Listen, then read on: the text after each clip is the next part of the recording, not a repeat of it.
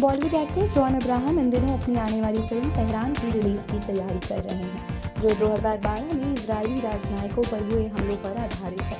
हाल ही में एक बातचीत में जॉन ने उन राष्ट्रवादी फिल्मों पर अपने विचार शेयर किए हैं जो अक्सर अति राष्ट्रवाद यानी जिंगोइज्म की सीमा तक पहुंच जाती हैं और दर्शकों को भड़काती हैं। अभिनेता ने माना कि ऐसी फिल्में ज्यादातर बॉक्स ऑफिस पर हिट रहती हैं, लेकिन इसके बावजूद उन्हें कभी भी इन्हें बनाने का लालच नहीं हुआ।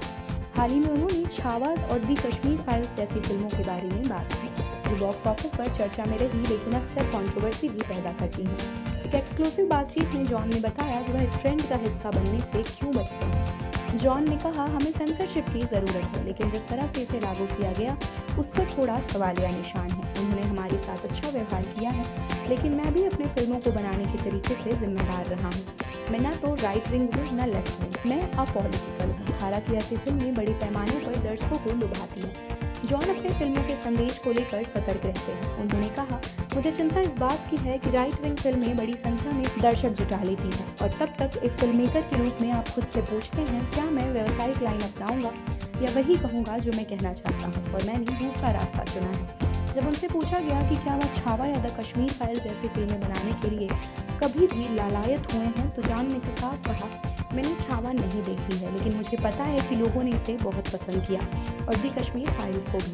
जब फिल्में इस इरादे से बनाई जाती हैं कि लोगों को अत्यधिक राजनीतिक माहौल में अफेक्ट किया जाए और ऐसी फिल्में दर्शक पाती हैं, तो ये मेरे लिए बहुत डरावना है। आपके सवाल का जवाब है, नहीं, मुझे कभी लालच नहीं हुआ और मैं कभी ऐसी फिल्में नहीं बनाऊंगा। छावा, जिसमें विक्की कौशल लीड रोल में है, एक ऐतिहासिक ड्रामा है जो मराठा साम्राज्य के दूसरे शासक संभाजी महाराज और मुगल बादशाह औरंगजेब के खिलाफ उनकी लड़ाई की कहानी बताता है। फिल्म में बहादुरी और बलिदान के विषयों को दर्शाया गया है, जहां संभाजी अपने राज्य और जनता की रक्षा के लिए संघर्ष करते हैं। लगभग 800 करोड़ रुपए की कमाई के साथ ये साल की सबसे बड़ी हिट फिल्मों में से एक बन गई, लेकिन इसे ऐतिहासिक तथ्यों की अशुद्धियों के लिए आलोचना भी हुई। कुछ दर्शकों ने इसके चित्रण को अधूरा कहा। वहीं दी कश्मीर फाइल्स ने बहस छेड़ दी। हालांकि इसे राष्ट्रीय एकता पर सर्वश्रेष्ठ फीचर फिल्म का नेशनल अवार्ड भी मिला है। जॉन अब्राहम की बात करें तो जॉन अब्राहम आने वाली फिल्म तेहरान 14 अगस्त 2025 में नजर आएंगे, जो ZEE5 पर प्रीमियर होगी। अरुण गोपालन द्वारा निर्देशित और मैडॉक फिल्म्स द्वारा निर्मित ये जियोपॉलिटिकल थ्रिलर 2012 में नई दिल्ली स्थित इजरायली दूतावास से हुए बम विस्फोट से प्रेरित है, जिसमें इजरायली राजनयिक टॉल यहोशुआ कोरेन घायल हुई थी।